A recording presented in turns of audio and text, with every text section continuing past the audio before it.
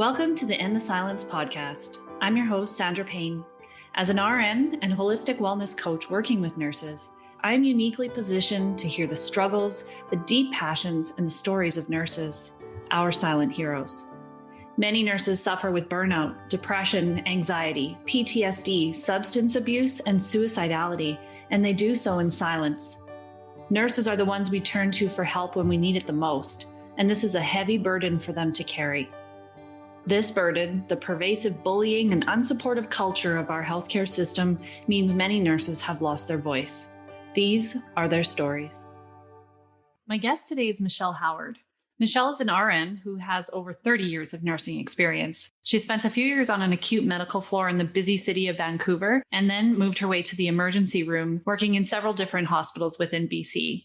She presently lives in Kamloops with her husband and her dog. She has 3 grown daughters, 2 of which are joining the nursing force with plans to specialize in acute care also. Even with the busyness and often traumatic nature of the nursing Michelle has done over the years, she has maintained an amazing balance between her work and home life, highlighted by support systems and prioritizing her own well-being.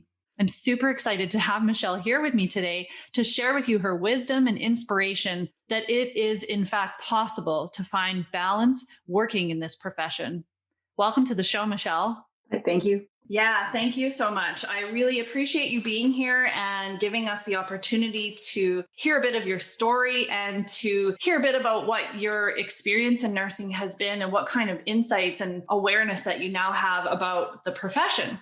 And so what I would like to do really honestly, just to start, is to hear a little bit of your story, get to know you a little bit and share with the listeners your experience thus far. Okay, well, I went into nursing right out of high school way back when it wasn't a 4-year degree program. It was just a specialty, a diploma nursing. And I actually went into nursing by accident because I actually wanted to go into medicine and then found out that my dedication to doing what I wanted to do was going to be way too long because I wanted to be a mom and I wanted to be a wife and I wanted to have that as an important part. So I thought, oh, well, nursing was the second best choice. I went, oh, well, that's okay. Turned out to be the right decision, the best thing that I ever did in my entire life. And if I had to do it all over again, I would do it all over again, the exact same. I went to BCIT nursing and graduated with a diploma nurse, so 2 years, best program ever. Then went into the usual med surge in St. Paul's.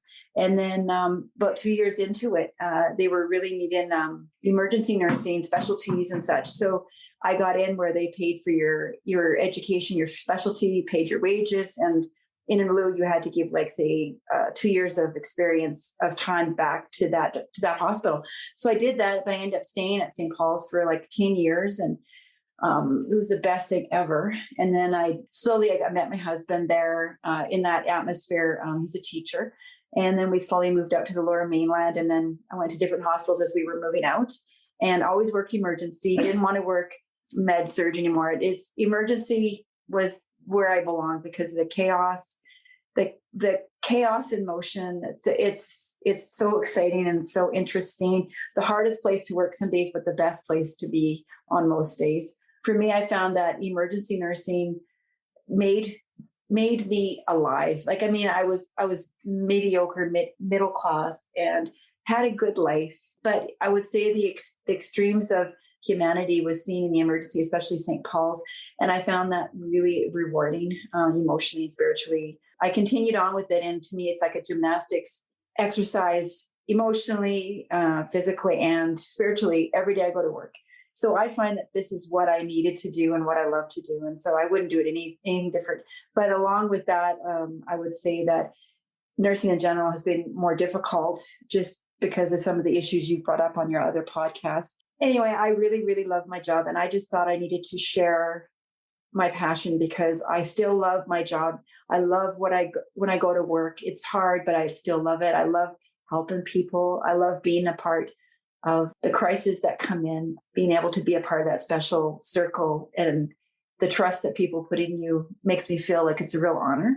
And I know people go, oh yeah, that sounds so Pollyanna, but it's the real truth for me. I'm laughing at that term Pollyanna because I had a client tell me that I was a Pollyanna and I didn't really know what she meant until I until I looked it up. But nonetheless, I think emergency nursing is like a very special breed of its own. Yes. You're seeing everything from the darkest of the dark. And I have to imagine that over time that has to take a bit of a toll. And so can you tell me a little bit about maybe what some of your challenges have been, or what have been some of your, more difficult places you've been, not places as in physical spaces, but mental, emotional, spiritual kind of places? I think when we see, for me, when I've seen the darkest of things that happen, because you could just imagine what you see. Yeah. From, a child that's been abused, sexually abused, to stabbings, to the everyday addictions and illness and just everything in between. It does wear on you. But for me, you learn to compartmentalize a lot of things, and you learn to be present in the moment when you're there. But then when you leave, it stays at the door. And some days there's been things, certain situations that you just don't leave at the door, because either it's involved a child that you've got that's that age group, or a family member who's maybe gone through the cancer that you've dealt with that patient at the hospital. So there's some things that sometimes you identify with and you personalize. And those are the ones that really nag on your mind and make you sad. Or if you're not able to let that go daily, then it does build up. And I would say for most part, I've been really good to be present, be 100% present and 100% care and do the job that you do well, and then leave it at the door, and then go home, and then realize that you are lucky that you have healthy kids and your husband loves you. You're not living on poverty's door. And if by just one decision sideways, it could have been you or a family member in that situation that you've seen, whatever that might be. So, but I found too that my Christian faith system, my beliefs that I have in faith in God has really helped. It's actually 95% of the reason why I'm able still to do this job with such joy. I would say lately that's past 5 years, I've had difficulties with family, with my mom and my sister having terminal cancer. And I haven't been able to shake the depression of the stress of that in its own thing, apart from work. And I think I was starting to carry that to work, and it was causing anxiety and stress that I couldn't even function at work. And I've never had that happen before, because every time in the past I've been able to get with it, keep it compartmentalized easier. But now this was all kind of going all over the place, and I was fine. I was very anxious, and that's not me. So I started, I was doing an online counseling with this group through my church, and it was been amazing. And in the last 6 months, and that's when I was able to pull everything together, thinking, I feel better than I did before. It's making sense again. So for me, that's really what's helped, having healthy outlets, like I run and I ski. Oh, and another thing too is that with COVID, it's been very difficult with just the workload and the challenges of the patient client with being COVID symptoms and being COVID positive, and just feeling everyone else's stress of the community that are coming in and the staff, because we're all still human. We wonder if we're going to take it home to our family, if what we're doing is effective enough to protect us. Again, it's just learn on the sly, and what Dr. Bonnie Henry has told us that is safe, and the individual health authorities that you work within, if they're doing what they're supposed to do to protect us, to feel valued and to feel that we actually are important enough for them to care about, to provide the things that we need in terms of the PPE and all the rest of it. So anyway, we had, with all that in emergency situation, and then we also had a big line change. So anyway, the line change I'm with, the people in my core group are people my age, and it's been the best thing ever. It was purposely chosen to be with these people. And so because we work together, we ski together, and with the distance, all the stuff that we do, it's been the best winter of mine in a long time. And I know that sounds awful in a way, in a time that people are saying it's been the worst of times. And I know it has, and it's the worst of times in other areas. But for me, for the personal health, for skiing and being with these people who are upbeat and think the same like I do in terms of we can do this. We just have to be a team. And, there's going to be bad days. It's been such a godsend, and I've been so lucky. So having that group of support, Having my counseling that I've been doing, super, super important. Keeping my personal connections with my parents that I can't go down and see because of COVID, and my sister is an important part of it too. And being able to see the beauty in everything, not in the things that I see beauty in, but see beauty in the color that I see around me. And that's why I do stained glass. It's been really helpful. And that's why I feel balanced now. There's so many things there that I want to kind of circle back to. Sure. So one of the things you mentioned is keeping things at the door.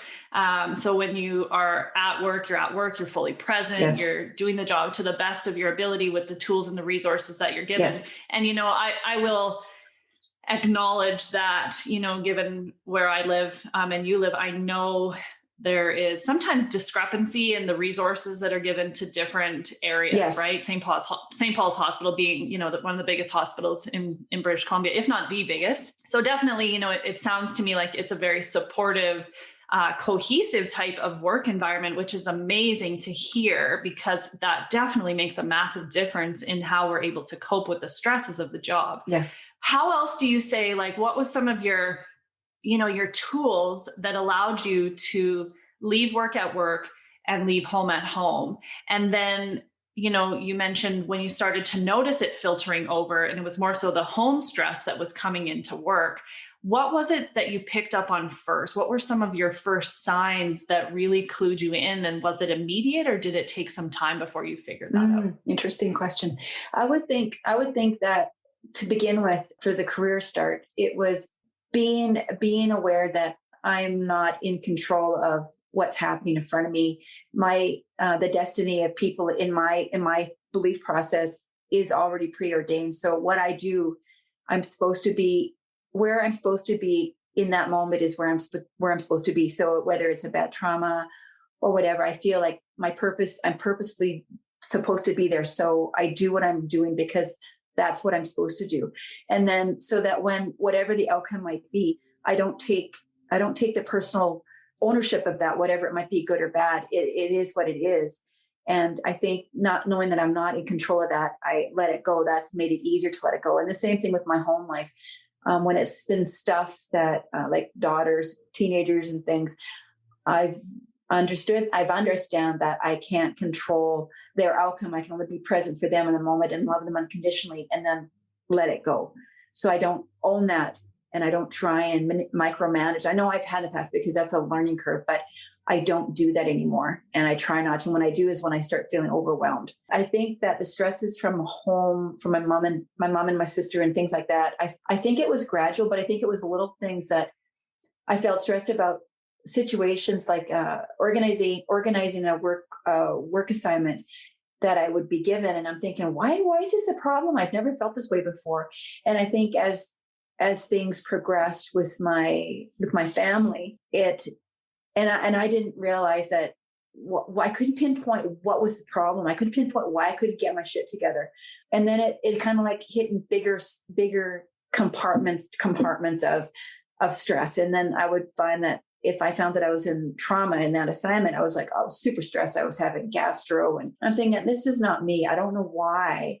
And so when it started to be a problem with work, when I would actually have to ask my unit manager, my charge nurse, or even the person in that assignment, and who I would say, do you want to go charged, or do you want to go Trump today? I just don't think I have got this down on, and I started making excuses, and it was like bullshit, because I've never been this way before. So I figured there's got to be a why of why I'm feeling this way. So that's when I did more self-awareness and asking questions to myself, why am I feeling this? And trying to figure out the reasons for it. And then that's what led me to freedom sessions. And then I was able to they gave me a way to actually write out why I'm feeling what I am and trying to understand why I was. So breaking it down. And I mean, it's more like it is with counseling, and doing that over 6 months, trying to understand the stressors, why I feel what I do, who might be responsible. And again, it's like, okay, being safe in this freedom sessions, it could have possibly been me. And if I am the issue, then what can I do to rectify that? So it was really good. It helped me to identify specifically and to a tool to actually break down how to get through that and to make it better. So Yeah. Yeah, it sounds like, actually, it sounds amazing. It's like a lot of that deep introspective work where Yes. and the whole aspect of almost disconnecting from the situation, right? So I think honestly, what happens to so many of us, and myself included on some days anyways, is we get sucked in these things that you're seeing. I mean, in particular, in a massive ER like St. Paul's in Vancouver, the traumas that come through that door, I can only imagine. And it can be so easy to get sucked into the pain of that and to, as women, primarily, we tend to be more empathetic and more sensitive, right? As a strength. I'm not saying that as a weakness for sure. But then when we are, then it's easier for us to almost take that stuff on when we're exposed to these really horrific, sometimes traumas. And I think that's where a lot of nurses struggle. And what I'm hearing from you is that, your spiritual belief is actually what helped you maintain that distance, to maintain that understanding of that this is not in my control. My role is this, and this is evolving the way it's going to. That trust and faith, I totally am on board with you, because I think it makes a massive difference in how we approach situations and how we remain in the seat of control in our life and not get sucked into the stuff that's going on around us. And these freedom sessions that you're talking about, I'm imagining that's your group with your church that you're mentioning, and 6 months of group support. First of all, group support is where it's at. Yes. Like, I cannot say that enough to people, that we need to be doing this kind of work in a group. Like, yes, one-on-one is extremely helpful, which is why I do a combination of it. But group support, it provides something magical when you have an opportunity to show up with people who are holding space for you and who are accepting you, and you can just lay it all out on the table without any fear of judgment or right. It provides, it provides freedom. So I love that it's called freedom sessions, because that's very much what it sounds like. This small group through this freedom sessions is like 3 other ladies and a facilitator. And so you're able to be present in a moment for the 2 hours with people who don't judge you. We all share different piles of stress and issues of why we're doing this freedom sessions. And so to have no one gasp at you and go, oh my gosh, like, you just like to accept it. It's like, yeah, it's a really hard place to be at or whatever. It's just been the best. Like, I love this group of ladies, and I'm actually doing another extension of the counseling part of this with them for another 2 months. And it's like building on what we learned. And I'm just so looking forward to it. These ladies are empowering, and exactly. I agree that a group session part of it with the sharing and the learning and the healing is so important. Yeah, it just does something amazing when you feel that collective support, right? Yes. And it does contribute to our resilience. And what we know of resilience is we need to have these internal resources that we can turn to, right? The stuff inside of us, but it's the external that counts as well. And, hearing you say how your workplace really supported you guys to find work groups that work for you. I think I said work a lot of times there, but but groups that work for you, so that when you're showing up to work, because I do, I recall that in my own career, and I've heard it from others. It's like going at who am I working with today, right? Like this this looming kind of pending stress before you've even started your shift. You're already worried about who's in charge today. Like, that even just saying those words, I can feel that stress and tension in my shoulders and in my chest. Like it definitely creates a much more cohesive, supportive teamwork environment when you're working with people that you connect with like that. And then, the fact that you guys have this friendship outside. I mean, there's research that shows us how this positive social engagement and these deep emotional connections with people who get it has a very transformative effect on us, and really helps to build our resilience and our feelings of empowerment. So, I mean, it really truly sounds to me like it's hopeful, because if I think of the kind of environment you've worked in for the last nearly 30 years, and you're coming on, to share this story, and you're coming from such a different place than so many other nurses are at. I know. These tools really speak to how effective they are. Yes. I'm curious, Do you find these things hard to incorporate into a nursing life? Because one of the things a lot of people talk about is finding balance. And the word almost makes me cringe because sometimes working full time, having a family, and then dealing with the stress of everything in life, plus the stress of work. Like, how did you find the capacity to maintain that balance throughout your career? Well, I mean, it depended. First, my family came first. So it was driven around my family. So when I first started nursing, I was full time, and then met my husband, got married, started having babies. Then I went casual, and then I worked around his schedule because he's a teacher. So we never wanted daycare. So I worked night shifts or I worked weekends when he was home and could look after the kids. And I worked full-time hours. So the only person who was at risk here was me, because it was always, I never really had a balance because I would work everything around my family, and I would always do a lack of sleep. And but then when you realize that you can't do that, I'd hire a housekeeper. I would do less full-time work and have more downtime.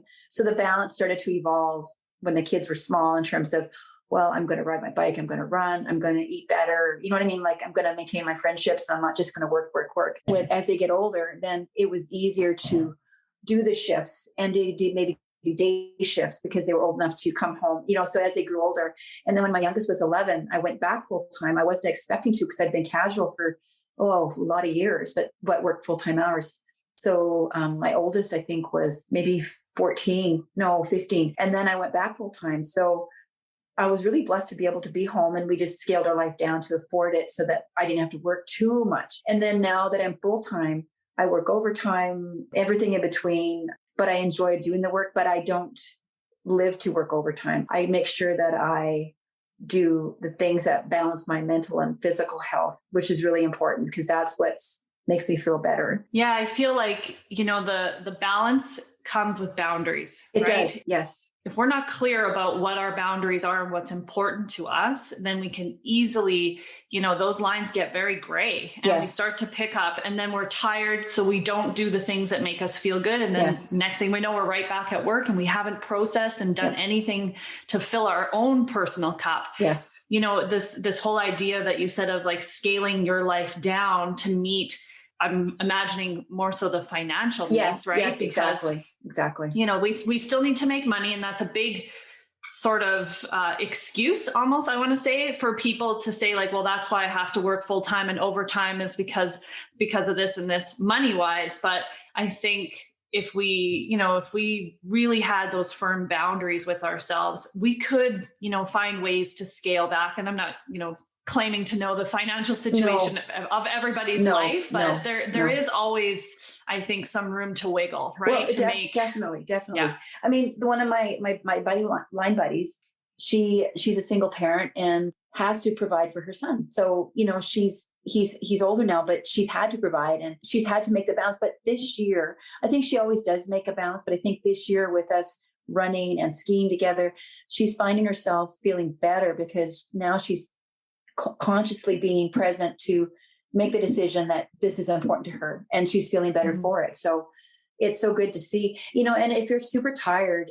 and you don't recharge, again, like you said, you start work. It's like, oh my gosh, it's stress enough. You have to be filled up before you go to work. There's always going to be the need for, well, they're working short. And the people you work with are working short, and it's shitty. We all done it. But again, the boundary in my head is like, I know that, I feel it, but I'm not at work, so I'm not feeling that right now. Work is, for me, the shifts available over time are going to fit into my schedule, not the other way around. I'm not going to tack on another night because they're so short. There's always going to be short of staffing, and I know that. But for me, I let it stay at work. I don't bring it home. I don't feel guilty for not being at work.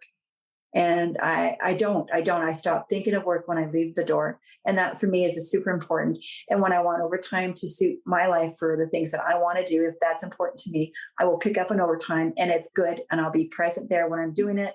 But when I leave, it stays there. Yeah. It's all on your terms, which is just, there's such a power behind that. Like saying, this is what it again comes back to the boundaries and knowing what it is that you want. And yeah, you want something big, you want to go on a vacation, so you need a few extra shifts. It's on your terms. You're making the choice versus the guilt and the shame of leaving your coworkers short-staffed or whatever that comes with.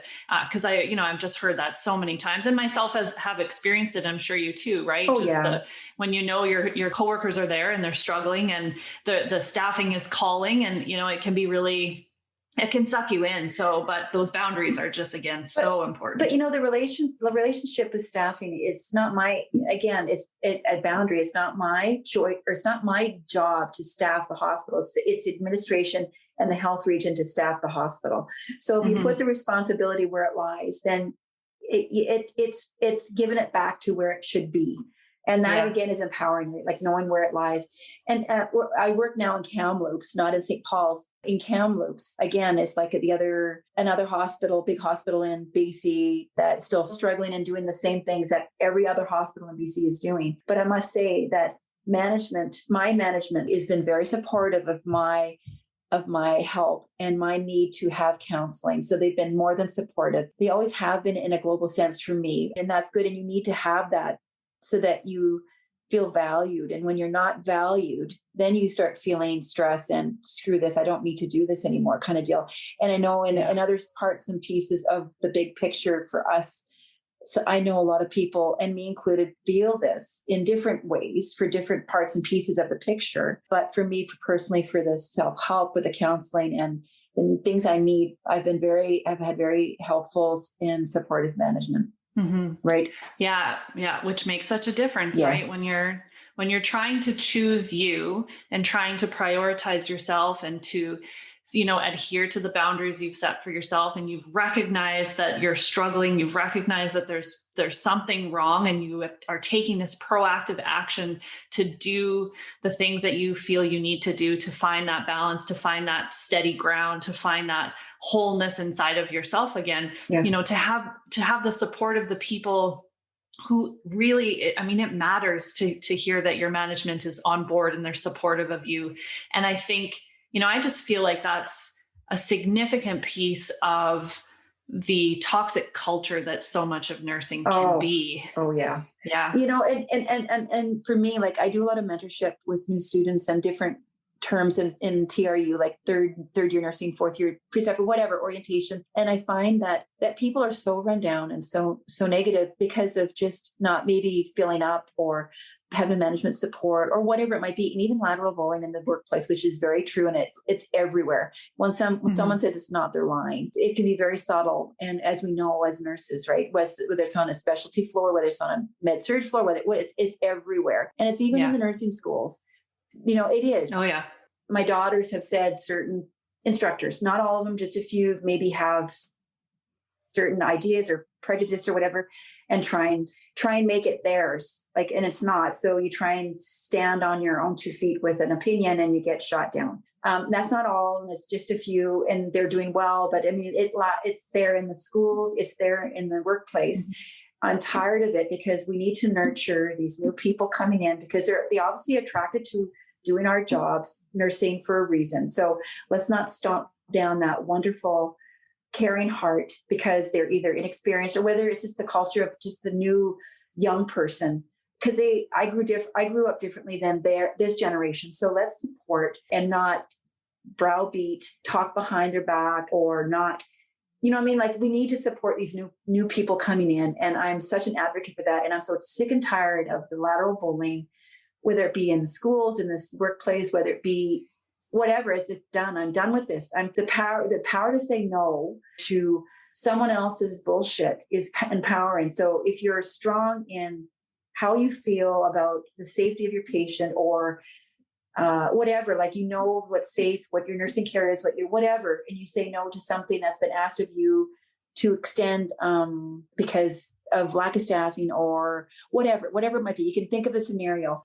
Being able to say, no, this is what we're doing. This is what I'm doing because of this, because of it's not safe for my patient's this, or to another staff member, no, I'm not going to take this kind of attitude or response because we're both professionals, and you know what I mean? Like, it's super important. And when you can say no to it and know the positiveness and empowering of saying that, then people are brought up in this profession, and they've got the balance, they've got the power in terms of positive power, and it makes for a positive outlook and nursing view and teamwork and a good place to work, as far as I'm concerned. Yeah, I agree with you. And you're right. It's everywhere, and it's across the board. It's not just, when I first started in nursing, it was very, nurses eating their young. And I'm kind of tired of that saying now, because I see it in so many different directions. Actually, I see, the new nurses attacking and bullying the older nurses and shaming them and putting them down or making fun of them. And I see it across health professionals, right? Like to the lab techs or to the respiratory staff or the x-ray, but my sort of stance on this whole bullying thing, and, this is my stance, of course, but is that abused people abuse people. And so if I'm treating somebody poorly, it's because I don't feel validated and supported and recognized in myself. I'm overwhelmed. I'm stressed out. I'm exhausted. And so I have very little patience to teach, to mentor, to take my time with stuff that is, I could do faster. So our patience is just so thin that it makes it very easy to snap. But, a conversation I had with a previous guest is just, the impact it would have for us just to recognize that, at the end of the day, like, was I as kind as I could be to everyone? And if not, to go back and own it, own it and to apologize and say, you know what, I'm sorry. I was overwhelmed today. I shouldn't have talked to you like that. I hope we can move past this. Or whatever you want. That is the perfect response. That's exactly what we need to do. Everybody needs to do that. And like I said, wounded people hurt people. So you can understand that if someone is snapping or isn't their normal, whatever, it's like, what's wrong? Like, I care about you. What is going on in your life that you're snapping because this is not your normal? Or somebody who is maybe miserable or whatever, like, what is going on in their life that's made them this way? Like, what things have wounded their heart that they are acting this way? Because no one starts out being a bitch. No one starts out being miserable, because if you're doing that, then this is the wrong profession. So there's got to be, but it's like, you got to set the boundaries, and those chronic people that don't have the insight, you just got to say, you got to put a boundary in your own head thinking, you know something, I've tried this and I'm not going to respond in a negative way, but these are my boundaries. So if you're going to respond this way, I'm not going to get caught in your little manipulation or whatever it might be. Right. Yeah. So, but you're right. Yeah. It would be such a beautiful workplace, if people would actually take ownership of the stuff they have. And say, we're all people, we're all going to make mistakes, we're all going to fall short, we're all going to be on those bad days, but it's just to own it. And I think that's so important. Yeah. The two pieces there, right? Like standing for yourself and recognizing if someone is treating you poorly, to not just sulk away with your head, your tail between your legs and let it eat you apart, because it will. When you're being abused or belittled or made to feel like you're weak or small or inferior in some way, it eats apart at you. Yes. So stand for yourself. And, we need programs that really firmly stand for those people who are coming forward. Yes. But then also, really supportive resources to people who are overwhelmed and exhausted, so that they can get the support they need before it kind of comes to that tipping point. Yeah. But do you feel like this is maybe one of the biggest areas of nursing that could really stand to see a change? Or is there something else that you feel would be even bigger than this, that our nursing culture could really benefit from? I think that they don't teach that lateral bullying in this profession is really real. Like right in nursing school, I think it should be a bigger portion than just a paragraph. I think it should be the classes like included of self-worth, self-confidence, and standing up for yourself when it comes to your patient safety, and that there is more than one way to do something. So I think it really needs to start in nursing school, and the culture has to start there, and it has to continue, because when they're learning, you change the culture where you work. And I think with the culture in our workplace now, I think there's got to be, I mean, see, it's an individual choice how people act, right? But then again, it becomes a management problem when it starts to interfere with people complaining about you and your care that you give your patients. So, and before it even gets there, I think it's got to be a team approach, team support. And then, but again, backing off on that, backing to the past, I think it starts with good mentorship of new people in areas, not just 12 shifts, but it should be a good year. I mean, they've got programs like that in other places, but I know it all comes down to money, how the systems run, how, I know that it's not just simple, just do this. But I would think that a longer mentorship of a year with that person that's new, whether it be a new nurse that's going into a new specialty, whether it's a 10-year veteran of nursing that's coming to a specialty area. So maybe that the time frame can be adjusted. But I think of the confident, positive reinforcement mentorship to somebody one-on-one with a year or 6 months to a year would really make them feel confident so that the practice that they're taking on isn't so stressful, so that, there's one stress that you're approaching as a team, and then they form good habits and positive reinforcement and positive relationships with their working culture. And then when they start on their own, they're like, they own it, they know it, they've got a good working relationship with the people around them, but they've had that support for a year, so they don't feel like they're just going to sink or swim. Yeah. Right. And so sink or swim. I agree that that's a huge thing in our workplace now. But I mean, we're in a weird situation in this time of a year with the COVID and the pandemic. And it just seems that whatever was there before has just either gotten worse or gotten better. Like whatever that might be, whatever issue might be within that. So I don't know. I just know that I'm getting tired of all of these issues. And I just want to because specifically the person I am, but because my daughters are going into this. Yeah. And I know my oldest had the issues with that exact thing. And she called me and she was in tears. And this is my kid who's self-confident, smart, and is just feeling overwhelmed. And she's just been at a nursing she was at a nursing 4 months. And it's like, oh my gosh, Katie, I don't want to tell you that there are people out there that will want to, take you down because they're wounded and they feel that you're a threat, and it's not right. But here are positive things that you can do to help. And, and I was able to give her some of that through other, talking to other staff members that who had these things. And so primarily it's my kids that are going into this, and I want them to love this as much as I do, because I know their hearts. Right. And it's so important, and for everybody, but specifically to me, it's really a heart issue. Yeah. And you can tell the passion that you're feeling just talking about them. And, it hurts to see our children wounded in any way. And I can relate to your daughter. I was definitely bullied in nursing school. And the problem, one of the big problems with that is that if we don't deal with it in that time, it will carry with us. And, then you often see it showing up in your career. And you're so right that we need these new nurses. We need them. And I think the idea of a year-long mentorship, for so many reasons would be just a powerful thing to do.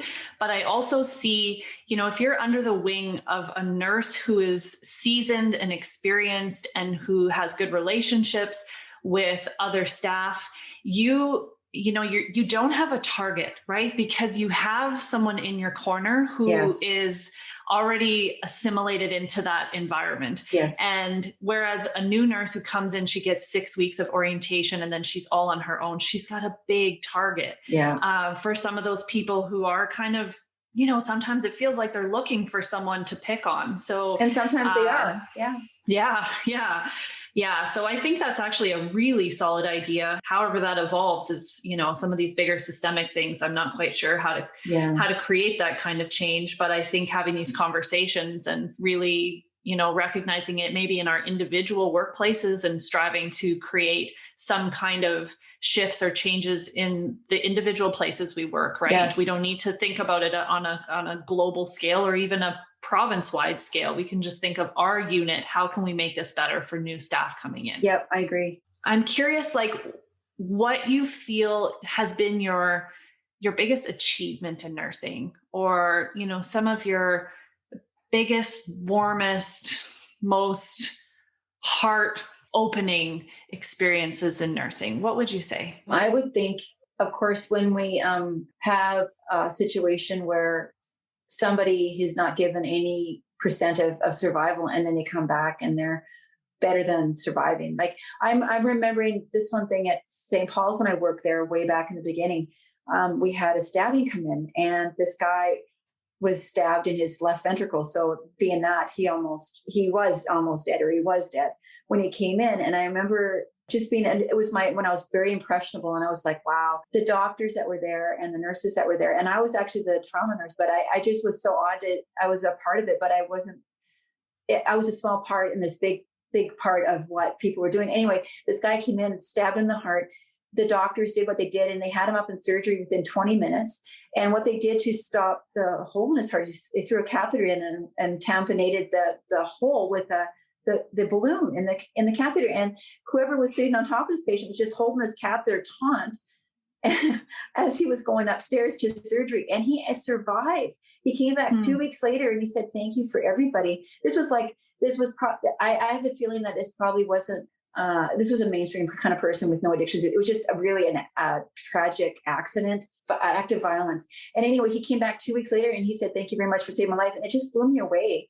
And then that was the biggest thing. And then the other thing too, I would think, that was when I worked at St. Paul's, just the street people that come in that need the help of whatever it might be, whatever. Sometimes all they need is a sandwich and a juice. And sometimes all they need is a bit of human compassion. But they'd always say, "Well, my foot hurts," or whatever. So they'd come in with an excuse. And I remember this one particular street person that came in with that kind of deal. And I said, "Well, we've got, traditionally it's egg salad sandwiches at St. Paul's." And so he said, "Do you want, blah, blah, blah, and some juice?" And they said, "Thank you." And I just, it was just the normal courtesy that I would do to any patient. But for this person, it was such a gift. And I could see that in their face. And it really struck me. I was PMSing or something, but it just struck me as a real moment. And I was like, I had to turn away. And I just it just made me almost want to cry. It's like, why can't everybody be treated this way? I mean, and then there's lots of moments equivalent to that along my career. But when it's the first thing that happens to you, it leaves that emotional imprint that you never forget. Yeah. And the same thing with a negative consequence output, whatever, that it stays with you forever, and it just forms you in such a deep ways that you just can't even touch it. As you shared that story, I mean, I felt tears coming to my eyes too, just how I've been to Vancouver. I know the issues with homelessness there. And I feel like when they come in that door and you took a moment to see that person, to see them as a person, not just as some homeless person who needs a sandwich, right? That's just taking up a bed, that's just taking up your space and your time. You saw them as a human being with that, like you said, compassion. I feel emotionally moved. This labor force, this work environment that we have now, because we are over capacity. We don't have enough staff. We have a large volume. We have a lot of sick people. And that I'm finding myself that when I see these frequent flyers, as we call them, that always come back with the same issue over and over, that sometimes my tough skin comes out, and it's like, something, grow up. Make a different choice. And I know that is not therapeutic, but that's what I find myself in my head already coming to. And I'm thinking, I can't do this because this, because the pace is so fast, and sick people and no beds, and you don't have time to even think straight, and you don't have time to do proper patient care. It just takes that part of what nursing is about, of why we're doing this. It's not right. No. But what it is a big, for you anyways, if you're recognizing that in yourself, like it's a mirror that is being held up for you as far as like how, what burnout looks like. Those are some of the early signs, is where we, we're frustrated. We feel like, like our emotions just are not in the right place. Like we're not showing up the way we want to show up, because we're just like, we're tired. We're tired, and we're exhausted and overwhelmed. And so, sometimes those are early signs, especially if we're noticing them, noticing a change in the way we normally treat people. And, that sort of disconnection from the humanness. And unfortunately, and actually just like devastatingly, this is common across the board right now, because people are so tired. They're so overwhelmed. So tell me, like, what would if you could go back to your younger self, what would be the best advice you could give to yourself? And when I think of this question, it's like those new nurses, so listen up if you're new into this, or if you're seasoned, but you're struggling, this is what works. So what would be the best tip or the best insight you've found over your years? I first of all, I think it's on two different levels. One's for me, it would be education. I would say, if you start out in your degree, now that you got your degree and you want something more and you want your master's, you want to teach, like have some sort of general outlook of what your future might want to look like, and do it early before you get married, before you have kids. Like, I know some people don't have that choice, but if you do as much education, front load it fast, and do it all as much as you can before you get really into your career. Because once you start your career, it's not impossible, but things happen, life happens. And maybe your choices wouldn't be as open in later in life. Like, I don't have my degree, so I really can't teach. And I'm thinking, that's what I would have really liked to do, but I can't. And so I don't. Another thing would be to my younger self is know that your boundaries, know your boundaries, know who you are, and don't roll over and become somebody different because of environment or because of circumstances. You're doing this job because you chose it for a reason. Don't go away from your first love, which is why you're doing this, and learn how to be strong in that way. However that means, again, by your balance of life, whatever that means, do that early and stay strong in that, and surround yourself with people that will support you in that, whether it be work and personal life. But yeah, that's what I would say to myself if I could do it 30 years ago. Knowing what you know now and everything that you've experienced in nursing, I think I know the answer already, but would you choose this path again? I would choose it in a heartbeat. As many lives as I was given, I would do it over again. I would not change nothing. I can honestly tell you, other than maybe getting my degree, getting my BSN, because, way back then it was like, oh, that'll never happen. We don't need to worry about that. Yeah, right. And I would do that, but everything else I would do over again. I would not make any different choices, because I've made the right choices all along with everything I've done. And whether they've been a negative outcome, I've learned from it, and it's made me into a better whatever along the way for everything in life. So I would not change anything I've ever done at all, other than maybe get my degree. That was it. Yeah, really, what a fabulous perspective, because, this is a big concept that I lean into is, making the right choice for you. And it doesn't always turn out into the exact rainbows that we're looking for. No. And sometimes it shows up in some pretty devastating, difficult ways. Yes, but it does. when we can shift that lens and really see it as an opportunity to learn something about ourselves or to grow in some way into the person that we are designed to be, then, it definitely takes some of the weight off of the heaviness that can come with those challenges. So Completely. I mean, just what a beautiful perspective. Is there anything else, Michelle, that you'd like to share with us? I really was drawn to your podcast and your whole thing, because I felt that we were failing our new nurses, and that everybody feels this way because of pandemic. And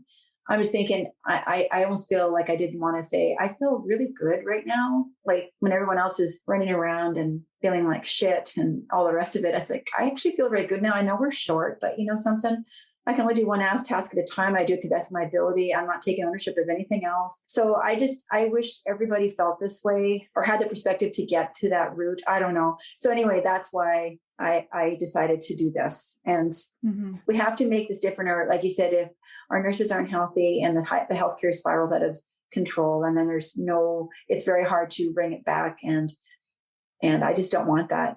Yeah, well, I thank you so much. I mean, your wisdom and your experience, and what I can hear as passion in your voice for the workplace culture, for the nursing profession, and for the new nurses coming in. And it would also translate into the nurses who are here already. Yes. And just everyone struggling. And yes, this is a unprecedented time for us all. But if we're being very honest, this stuff is not new. It has been going on in our healthcare system for far too long. Yes. And, I appreciate you for showing up like this to, take a very courageous step and speak out, because your story is going to connect to other nurses out there, and it ends the isolation of the struggle that we're having. It lets us know that there are people out there who are doing this job and who are healthy and doing it well. So it provides hope. And I really, that's kind of my biggest takeaway, I think, from our conversation is that, for some of those that are struggling and who think that maybe they can't be a nurse because of how much they're being challenged right now, that there is another way. There is hope for another way. And that is definitely a spark in me that I try to inspire into others as well, is that this does not have to be your story where you're at right now. You have the power to change it. You have the power to write a new story, and there is hope for another way. Completely. Yeah. So I really thank you for being here, Michelle. Yeah, no, thanks for having me on. I personally want to thank you for taking your time to listen to this podcast. It is my truest honor to sit with these nurses and witness them tell parts of their story. We as human beings have a deep need to be seen and heard, and this is my way of helping nurses in particular find their voice.